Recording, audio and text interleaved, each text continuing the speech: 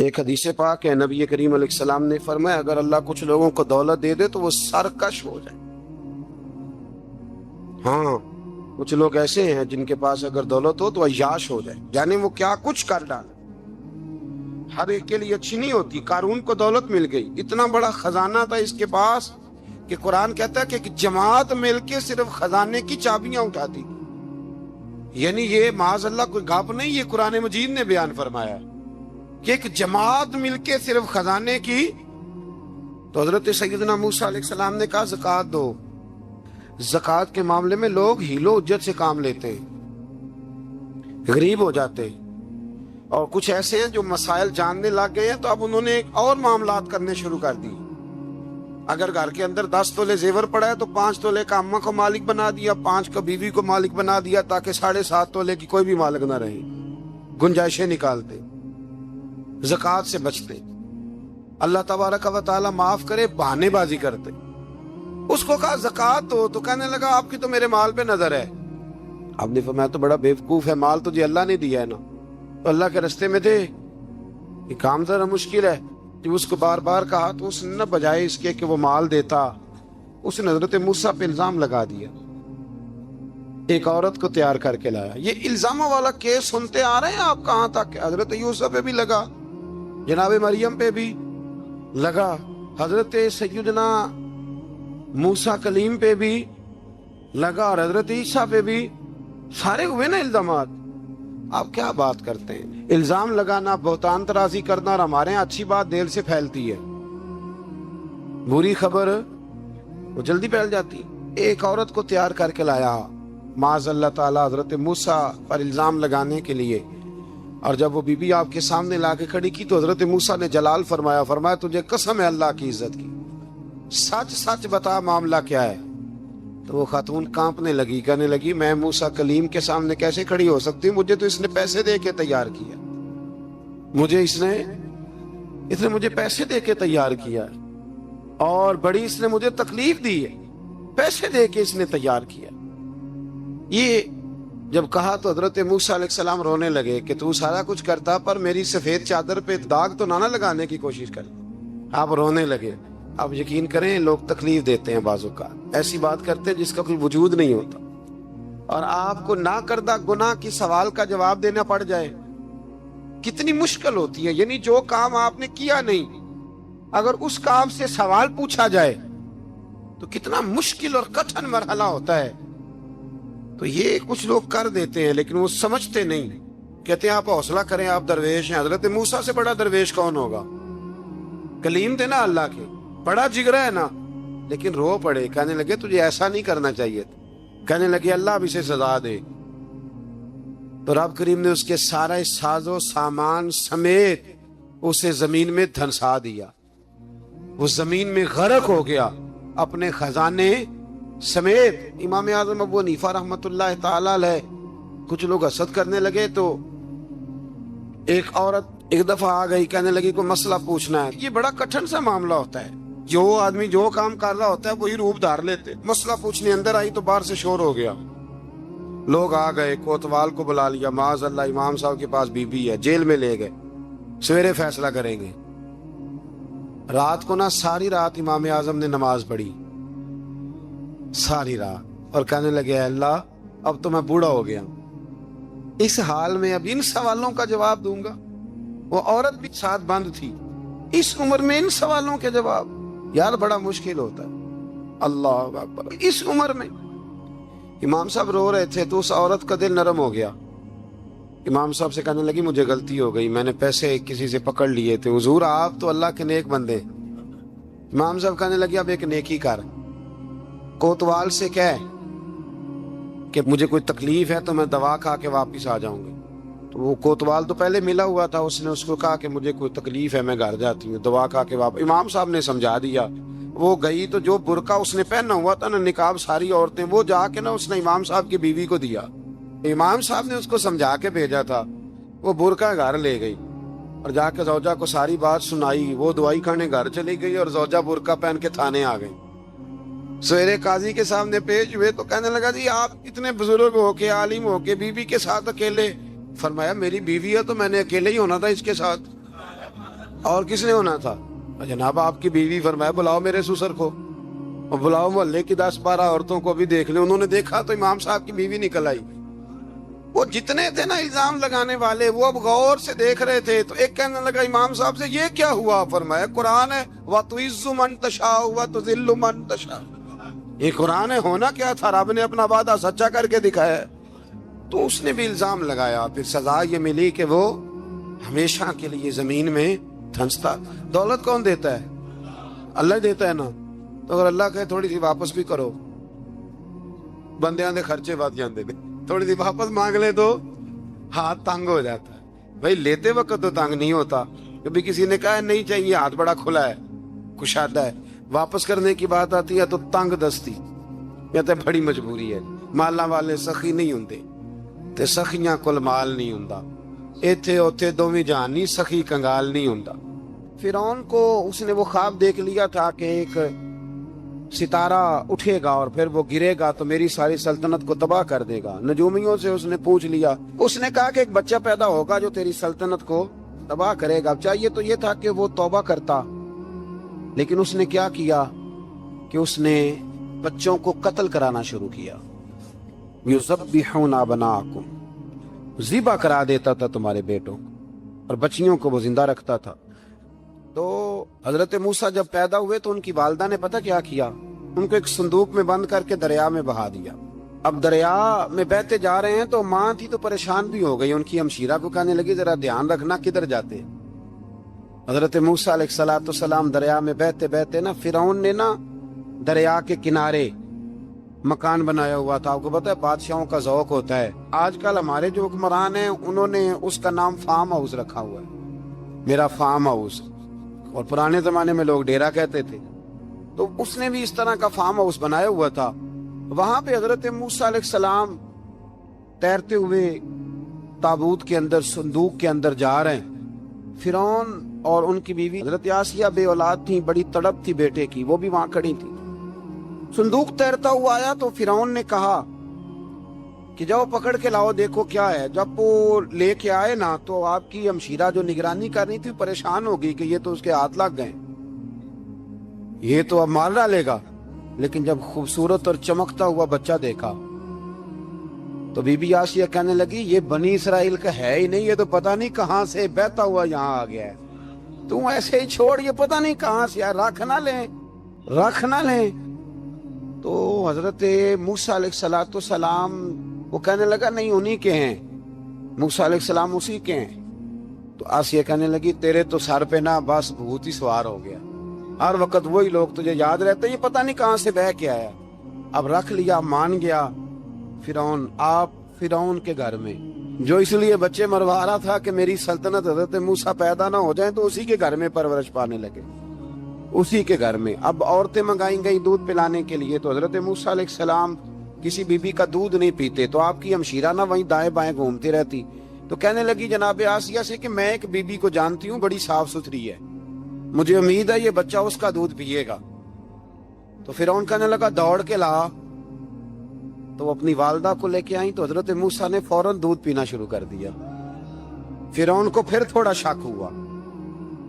ایک روایت یوں بھی لکھی ہے بعض لوگوں نے کہ فرعون ایک دن اٹھایا ہوا تھا، حضرت موسیٰ کی ابھی تھوڑی سی عمر تھی، تو آپ نے اس کی داڑھی پکڑ کے تو ایک گھونسا دے مارا، جلالی تو شروع سے ہے نا۔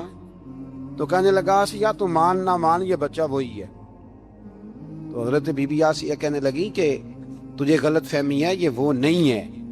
اس نے کہا دیکھو نا، یہ تو اٹھاتی ہے تو پیار کرتا ہے، اور میرے جب قریب آتا ہے تو اس کے لب و لہجے میں تلخی محسوس کرتا ہوں۔ اس نے کہا بچوں کو کیا پتا۔ خیر، ایک طرف اس نے کھانے پینے کی چیزیں رکھتی، ایک طرف انگارے رکھ دیے۔ وہ بھی حضرت آسیہ کہتی ہیں کہ تجھے سمجھ آئے بچے بچے ہوتے ہیں۔ حضرت موسیٰ بچے تو تھے، پر تھے تو اللہ کے نبی نا، اللہ کے نبی تھے۔ جب اس نے کہا نا یہ بچے ہیں، تو حضرت موسیٰ علیہ السلام بجائے انگاروں کی طرف جانے کے، نبی تھے، وہ سیدھے کھانے پینے والی چیزوں کی طرف بڑھنے لگے۔ فرعون کہنے لگا اب بتا۔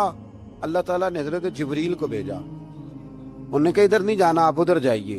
تو آپ آگ کی طرف گئے اور ایک کوئلہ اٹھا کے زبان پہ رکھ لیا۔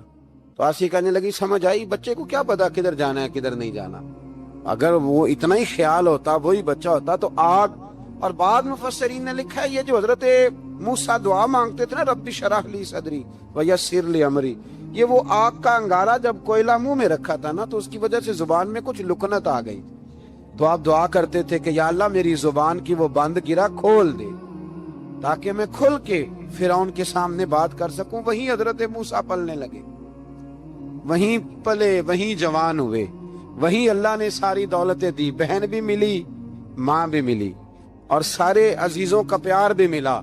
اسی گھر کے اندر اللہ نے پرورش کر کے فرعون کے ظلم سے بنی اسرائیل کو نجات عطا فرمائی۔ موسیٰ پھر فرعون کے گھر میں پلنے لگے، اور جب جوان ہو گئے تو فرعون کے ہاں جو ظلم ہوتا تھا حضرت موسیٰ اس پر بول پڑتے تھے، جلال فرماتے، تو فرعون پھر ناراض رہنے لگا، یہاں تک کہ اس نے آپ کو نکال دیا، آپ تشریف لے گئے وہاں سے۔ تو حضرت موسیٰ ایک دن شام کے وقت دوبارہ آئے بستی میں، لوگ سوئے ہوئے تھے، تو دو آدمی، ایک بنی اسرائیل میں سے اور ایک فرعون کی اپنی قوم میں سے، وہ دونوں آپس میں جھگڑ رہے تھے، لیکن وہ جو حضرت موسیٰ کی بنی اسرائیل کی قوم کا شخص تھا اس پر وہ قبطی، وہ جو فرعون کے قریبی لوگوں میں سے تھا، وہ ظلم کر رہا تھا اور بوجھ اٹھانے کی بات کر رہا تھا۔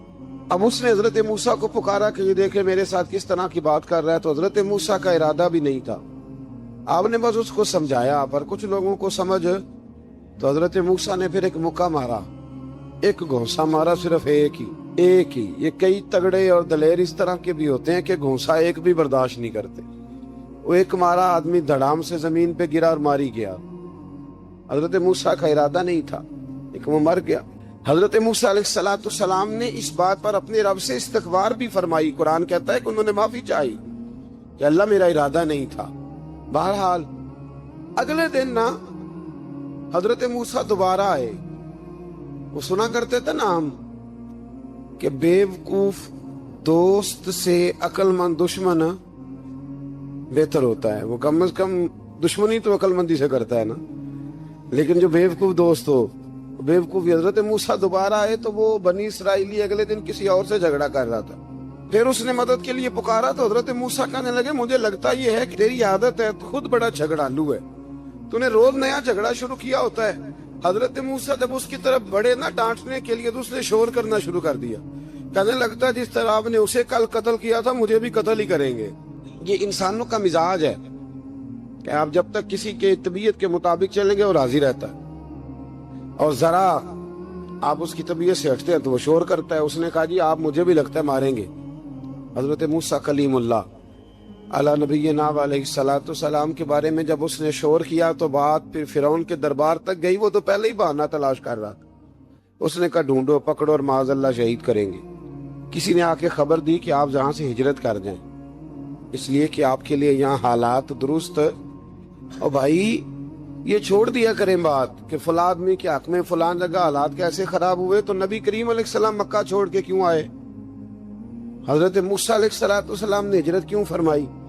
یہ ایک ایسی عجیب بحث ہے جس کو لوگ بلا وجہ چھوڑ دیتے، بلا وجہ چھیڑ دیتے ہیں۔ اور بالخصوص ایک خاتون نے ایک دفعہ مجھے پیغام دیا تو میں بڑی اس کی بات سن کے مجھے عجیب لگا، وہ کہنے لگی کہ دوسری جگہ میری شادی ہوئی ہے، مجھے طلاق ہو گئی تھی، تو مجھے ایک تانا روز سننے کو ملتا ہے، تو اتنی اچھی ہوتی تو وہاں نہ رہ لیتی۔ تو بھئی یہ کوئی تانے والی بات ہے؟ کوئی ضروری ہے کہ بیوی غلط ہوتی ہے تو طلاق ہوتی ہے؟ اللہ کے محبوب علیہ السلام کی 2 صاحبزادیوں کو ابو لہب کے 2 بیٹوں نے طلاق بھیج دی تھی، کس کی غلطی تھی؟ تو آپ کیا کہہ سکتے ہیں یہاں کیوں طلاق؟ تو اتنی جلدی بات تھوڑی کر دیں گے آپ، تھوڑی احتیاط فرمائیں بولنے۔ تو حضرت موسیٰ علیہ السلام وہاں سے نکلے اور آپ مدین کی طرف چلے گئے۔ مدین وہ علاقہ تھا جہاں فرعون کی حکومت کوئی نہیں تھی۔ حضرت موسیٰ جیسے ہی وہاں پہنچے تو ان کے اندر ایک جذبہ تھا، ظلم ہوتا نہیں دیکھ سکتے۔ جب وہاں پہنچے تو انہوں نے دیکھا لوگ اپنے اپنے جانوروں کو گھاٹ پہ پانی پلا رہے ہیں، اور 2 خواتین ہیں وہ بالکل پیچھے کھڑی ہیں۔ تو حضرت موسیٰ کلیم آگے بڑھ کے کہنے لگے تم کیوں نہیں پانی پلاتی؟ تو وہ کہنے لگی ہمارا بھائی کوئی نہیں، باپ ہمارا بوڑھا ہے۔ اللہ اکبر۔ مجبوری یہ ہے، ہم ہیں بھی پردہ دار گھرانے کی، مجبوری ہماری یہ ہے کہ جب تک یہ سارے لوگ پانی پلا نہیں لیں گے اتنی دیر تک ہماری باری نہیں آئے گی۔ تو حضرت موسیٰ کلیم اللہ علیہ السلام فرمانے لگے اچھا یہ بات ہے تو جانور مجھے دو۔ وہ ہو یہ رہا تھا کہ چونکہ مرد پانی پلا رہے تھے تو اور جتنے بھی مرد آتے جاتے تھے وہ گھستے جاتے تھے اور عورتیں بیچاری کھڑی تھیں۔ حضرت موسیٰ جھٹ سے آگے بڑھے، پیچھے ہٹو۔ ان دو خواتین پاک باز عورتوں کے جانوروں کو پانی پلایا اور پھر آپ دوبارہ وہیں بیٹھ گئے۔ وہ بیبیاں جلدی جلدی گھر گئیں، جا کے اپنے والد سے کہنے لگی ابا جی کمال ہو گیا، اس بستی میں ایک ایسا آدمی ملا ہے جو عورتوں کی طرف دیکھتا ہے تو نیکی کرنے کے لیے آگے بڑھتا ہے، جو مجبور اور بے کس کے لیے اچھے جذبات رکھتا ہے۔ فرمایا جلدی لاؤ۔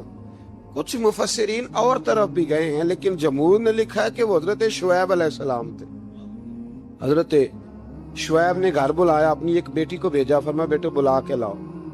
وہ جب گھر آئے تو آپ فرمانے لگے آپ میرے ساتھ اجرت طے کر لیں، 8 سال یا 10 سال آپ میری بکریوں کو چرائیں، میرے گھر میں رہیں۔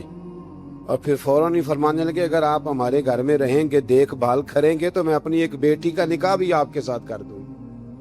تو 8 سے 10 سال حضرت موسیٰ نے وہاں قیام فرمایا۔ اور پھر جب آپ کا نکاح ہو گیا تو آپ اپنی بیوی کو لے کے مصر کی جانب جا رہے تھے، تو رستے میں نا ٹھنڈ زیادہ ہو گئی، تو اپنی زوجہ سے کہنے لگے وہاں آگ جل رہی ہے، میں تیرے لیے آگ لے کے آتا ہوں تاکہ تو تاپ سکے، گرمی حاصل کر سکے۔ وہاں گئے تو درخت سے آواز آئی موسیٰ میں تیرا رب، درخت سے آواز آئی موسیٰ میں تیرا رب ہوں۔ اور حضرت موسیٰ کلیم اللہ کو وہاں وحی آنی شروع ہوئی، وہیں اللہ تعالیٰ نے انہیں وہ عصا عطا فرمایا جو پھر بعد میں اژدہا بنتا تھا۔ رب کریم نے وہیں حضرت موسیٰ کلیم کو وہیں ید بیضا عطا فرمایا۔ اپنا ہاتھ گریبان میں ڈال کے نکالتے تھے تو چاند اور سورج کی طرح روشنی دیا کرتا تھا۔ ید بیضا لیے بیٹھے ہیں اپنی۔ میں کبھی کبھی کہا کرتا ہوں کہ مولا کے دینے کے انداز بڑے انوکھے ہیں۔ بھائی یوسف کو کنویں میں پھینکتے ہیں تو اللہ مصر کا حکمران بنا دیتا۔ تو پھر حضرت موسیٰ وہاں سے واپس آئے اور آ کر کے آپ نے دوبارہ وہ سارا نظام زندگی شروع فرمایا۔ موسیٰ علیہ السلام نے ان کو دعوت حق دی اور کہا کہ میں تمہارے پاس واضح نشانیاں لایا ہوں، بنی اسرائیل کو میرے ساتھ بھیج دو۔ فرعون نے معجزات پیش کرنے کے لیے کہا تو حضرت موسیٰ علیہ السلام نے اپنا عصا زمین پہ ڈالا، اپنا عصا، اپنی چھڑی، اپنا ڈنڈا زمین پہ ڈالا تو وہ ایک واضح اژدہا بن گیا۔ پھر حضرت سیدنا موسیٰ علیہ السلام نے اپنا ہاتھ گریبان سے نکالا تو وہ دیکھنے والوں کے لیے روشن ہو گیا، ہاتھ کے اندر نور پیدا ہو گیا۔ ید بیضا لیے بیٹھے ہیں اپنی آستینوں میں۔ فرعون کے سرداروں نے حق کو قبول کرنے کی بجائے اسے جادو قرار دے دیا اور کہا کہ یہ تمہیں اپنے ملک سے نکالنا چاہتا ہے۔ انہوں نے کہا اس معاملے کو ذرا ڈھیل دو اور جادوگروں کو جمع کرو۔ جادوگر آئے، انہوں نے فرعون سے کہا کہ ہم حضرت موسیٰ کے مقابلے میں جادو تو دکھائیں گے معاذ اللہ، لیکن اگر ہم غالب آ گئے تو پھر ہمارا انعام کیا ہوگا؟ سودا پہلے طے کرنا ہے، کیا انعام ملے گا؟ اس نے کہا کہ اگر تم غالب آ گئے تو میں تمہیں اپنا قریبی بنا لوں گا۔ بادشاہوں کا قریبی ہونا بھی تو بڑی بات ہے نا، لوگ بڑے پاپڑ بیلتے ہیں قریبی ہونے کے لیے، اور یہ جو قریبی ہوتے ہیں نا، بالخصوص جو بادشاہوں کے قریبی ہوتے ہیں، بادشاہوں کی تباہی کا سبب بھی یہی لوگ ہی بنتے ہیں۔ یہ ان کو روز خبر دیتے ہیں کہ سب اچھا ہے، سب اچھا ہے، اور دنیا کے زیادہ تر حکمران انہی لوگوں کی وجہ سے تباہ ہوتے ہیں کیونکہ ان کا خود عوام سے رابطہ نہیں رہتا۔ اگر وہ خود عوام کے ساتھ ڈائریکٹ رابطہ کریں تو شاید انہیں اچھی اور صاف ستھری چیزیں سمجھنے کو مل جائیں۔ خیر، جادوگروں نے جب کہا ہمیں کیا دو گے تو اس نے کہا تمہیں قریبی بنا لوں گا۔ جادوگروں نے موسیٰ علیہ السلام سے کہا کہ آپ پہل کریں گے یا ہم پہل کریں؟ تو موسیٰ علیہ السلام نے کہا تم پہل کرو۔ جب جادوگروں نے اپنی رسیاں زمین پہ ڈالیں تو لوگوں کی نگاہوں کو سحر زدہ کر دیا، جادو کر دیا اور انہیں ڈروا دیا۔ انہوں نے کہا یہ تو بڑا جادو لے آئے۔ اللہ تعالیٰ نے حضرت موسیٰ علیہ السلام کو حکم دیا کہ آپ بھی اپنا عصا زمین پہ ڈالیں۔ ان کی رسیاں سانپ بن گئی تھی نا، دراصل وہ سانپ بنی نہیں تھی، لوگوں کی آنکھوں پر جادو ہو گیا تھا، انہیں سانپ نظر آ رہا تھا۔ فرمایا آپ بھی اپنا عصا زمین پہ ڈالیں۔ وہ عصا سانپ بنا اور جادوگروں کی ساری چیزوں کو نگل ہی گیا۔ ان کی بہت ساری رسیاں سانپ بنی تھی، ان کا ایک ہی عصا سانپ بنا اور سب کو نگل گیا۔ اس طرح کے معجزے کی حقانیت اور جادوگروں کا بطلان ثابت ہوا اور فرعونی رسوا ہو گئے۔ جادوگر سجدے میں گر گئے اور اللہ پر ایمان لے آئے۔ فرعون نے انہیں دھمکی دی کہ تم میری اجازت کے بغیر ایمان لے آئے ہو، میں تمہارے ہاتھ اور پاؤں مخالف سمت سے کاٹ دوں گا، یعنی الٹا ہاتھ کاٹ دوں گا، سیدھا پیر کاٹ دوں گا۔ میری بغیر اجازت ایمان لے آئے ہو، اور تمہیں سولی پہ بھی چڑھوا دوں گا۔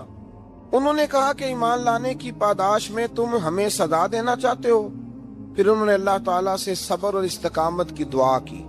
اس کے بعد فرعون نے بنی اسرائیل کے بیٹوں کو قتل کرنے کی اور بیٹیوں کو زندہ چھوڑنے کا حکم دے دیا۔